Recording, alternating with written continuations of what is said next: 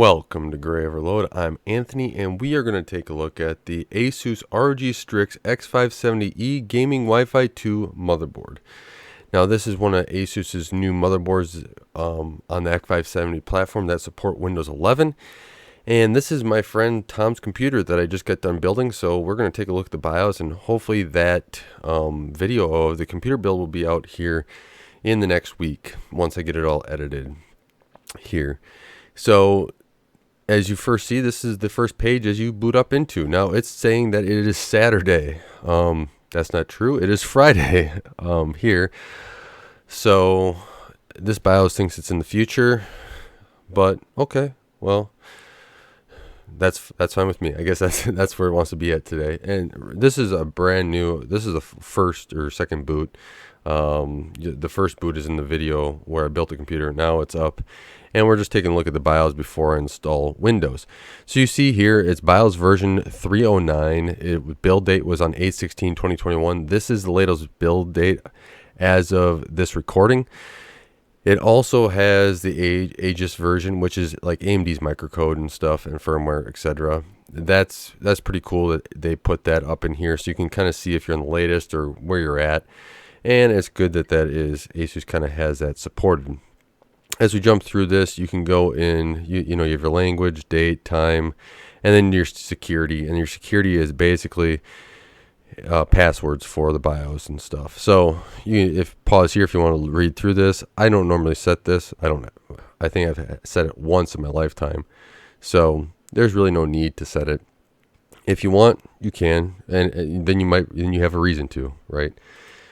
So when we go back to the main page here, you will see that you can set your language up there. You have your favorites, which is here where you want to go. Then you have your Q fan control. And as we're going through here, I do have the chassis fans and then the M.2 fan all enabled. And it's so quiet, there is no reason at this time to adjust this fan curve. But as you can see here, you can do a whole bunch of stuff that you like to with the fan curve.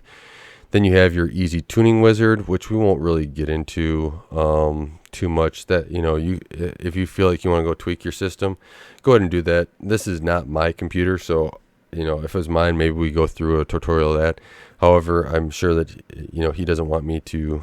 Not that something will get ruined, but if something were to happen, he doesn't want a longer delay on his computer that he's been waiting on for a while. And then you have your Aurora, where you can set, your lights if you want them on, off, or stealth mode, or all on, stealth mode, Aurora only, or off. So that's kind of cool. Then you have resizable bar, which we will turn on here at the end, or we'll turn on once we get to the through a few more of these pages, so you can see what actually turns on when you do that. So if I haven't mentioned already, they say that this board does support Windows 11, and when we jump into the CPU side of things, you'll see that, and I'll mention that again there. But you have this AI. Let's actually first, before we jump into the AI tweaker, let's go and show you at the bottom here. It has last modified, easy mode, hotkeys, and search on FAQ. Easy mode here takes you a little bit to, you have your fan profiles, you have your DOCP, which is kind of like your XMP on Intel. It is. So you can actually set this to profile 1. His memory is DDR4 3800, and guess what? It can set that up there.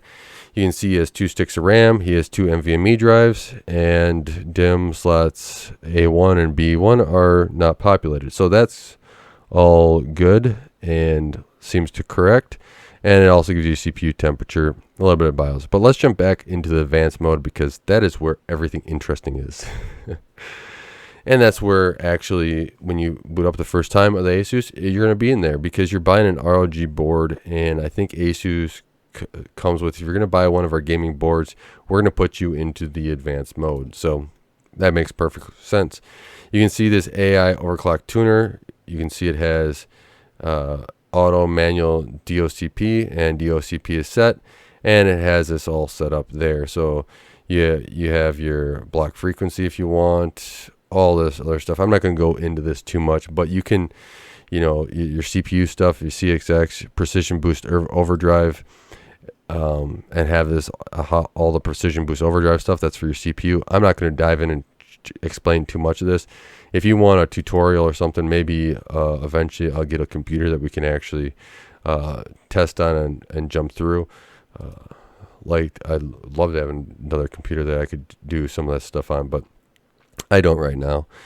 And then you have, these voltages here for your VRM stuff. They just have a lot, your DRM voltage. You can change a lot of different stuff in here. You can tweak for hours. You can tweak to your heart's desire, and to be able to achieve, or hopefully achieve, what you want. Maybe you don't have the silicon for it, but maybe you do. So that's a little bit on this AI tweaker page, but let's go into advanced, and then you have your AMD FTPM configuration. Now this is important, and this is already enabled, as you can see. So this is set up for Windows 11 already. So we are good to go there. You can see, you can go through and, yeah, they have enabled in two areas. They don't even have a disable. Interesting. But let's jump into now the CPU configuration. You can see this gives you, he has Ryzen 9 12 core, and yeah, that's all right. So then you have your PSS support, you have your NX mode, all these little things. And what's nice is at the bottom of here, you can see like your NX support is your no execute page protection function. You have your SVM mode. Now, this will be interesting if it's something that you will need to enable down the road in Windows 11 if you want to run Android apps inside Windows 11, which Microsoft is supposedly working on. If that's the case, here's where you come to be able to change that, re-enable it. You have your CCD controls, you have your core leveling mode, all that fun stuff. If you want to dive into that, be my guest. There's a lot here to be able to go through and do. I should mute my phone while that's going, but let's go back here. Your SATA configuration. There will be nothing in SATA configuration because he doesn't have any SATA drives. He just has 2 NVMe drives, 2 1 terabyte drives. So all this is empty, but your SATA stuff will show up here. And if you have M.2 SATA stuff, it'll show up down here. Your NVMe will show up in a different page, as you'll see in a few down. It's down here. So we got a few more to go. Your onboard devices, you can enable and disable stuff. Switch your PCI. You can switch your link. Let's say you need to switch it. You can do that here. He shouldn't need to. I mean, it's working fine already. So, yeah, just jumping through. You have, here is your LED lighting. So your Aurora up here will change stuff down here. You have your 2.5 gig NIC, your gig NIC, your Wi-Fi, your Bluetooth. So you got all that fun stuff that you can enable and disable if you don't want it on. Your next one here is your advanced power management stuff. So if you want to change this, a lot of the stuff he's not going to change it all, doesn't need to change it. I sometimes set this to power on after a power outage if I have a computer that needs to be on all the time. Most of the time I just leave this defaulted. Your PCI subsystem. Now you notice above 4G decoding is disabled, and then this is, I think this SRIVO support, I believe that's if you want to pass your PCI cards or PCI devices through to the OS in a VM state.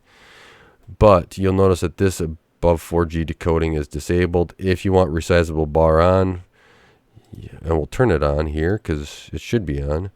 Well, it won't matter for this card or the card he currently has, but once he gets this 6000 series, 6800 or 6800 XT, it might matter a little bit here depending on what games he plays.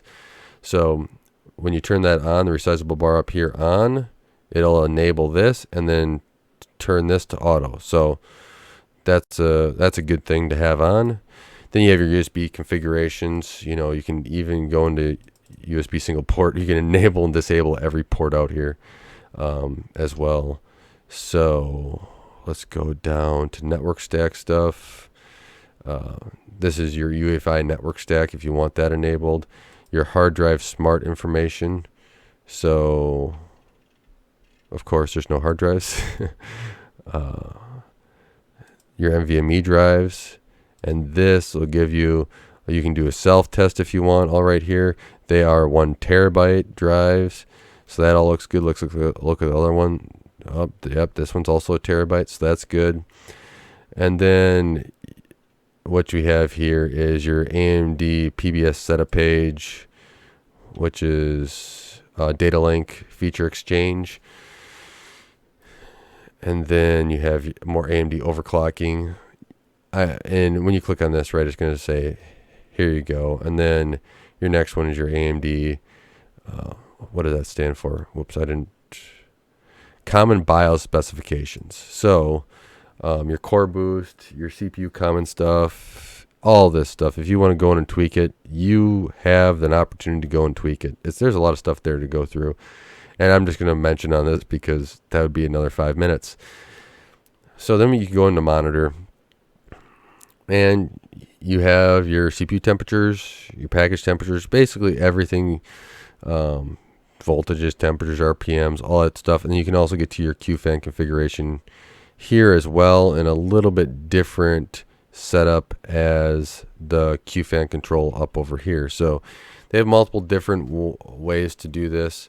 And that's kind of cool. So that you see the QFan source is a CPU. So even though that I have it up on top of the case, they are still mapping the CPU, and all the fans are. So that's actually very good to be able to map that. You can also do multiple sources. So there's that you can walk through and do. No, I want to stay here. My bad. Let's go to boot options, so you can see you have boot configuration, and you edit. You have fast boot enabled. Your BIOS logo, your setup, your native NVMe support. Just some basic stuff there. Your compatibly support modules, which there's nothing here that we have to worry about. And you have secure boot, which is on other OS. So I don't know if there's anything you have to do, anything more for Windows 11. You shouldn't. This says Windows 11 enabled, so we should be good there. Now, I won't jump into this first one, which is ASUS Easy Flash. This is the way I upgrade my BIOS and all my systems. I go through the motherboard, open up their flash utility, and then I run the flash utility there. Now, I always first go download the BIOS file onto a USB drive and then plug it in, so that when I go into BIOS, I go to the Easy Flash utilities, or the flash utilities in each OS, depending upon what it is, and I select the BIOS that I will be updating to. You also have ASUS Secure Erase, which is going to erase your hard drives if you want. ASUS User Profiles, which is interesting. You can save profiles to and from and to a USB drive. So I haven't tried this at all, and since this is my motherboard, it's not really going to be for me to try, but maybe my friend will want to try, is saving the profile, and then when he updates, can he load that profile and all his stuff is set again? That would be really cool if ASUS has that figured out. Your ASUS, more information about your DIMM slots. So you see there's a G.Skill RAM there. If you look at A1, there's nothing there, nothing in B1, and DIMM 2. So yeah, that looks right, which is good. Graphics card information, which, there isn't much here. It's just a simple graphics card. It's running at 8x, right? So that's what this graphics card is. It's a 550. So it's not anything spectacular.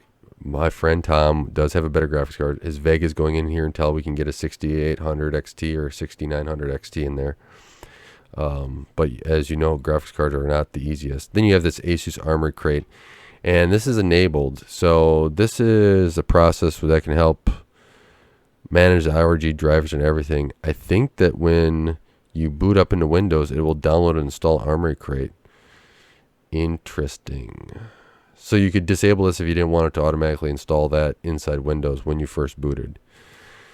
Then you have your exit. You can load and save ultimate defaults, save and change reset, discard, or launch it from the EFI shell from a USB drive. But let's just save changes and reset.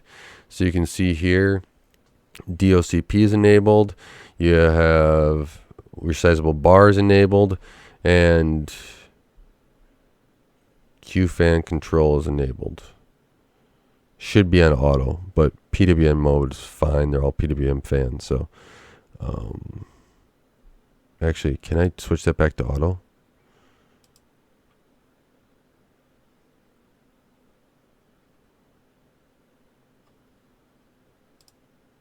All right, well, it's something I will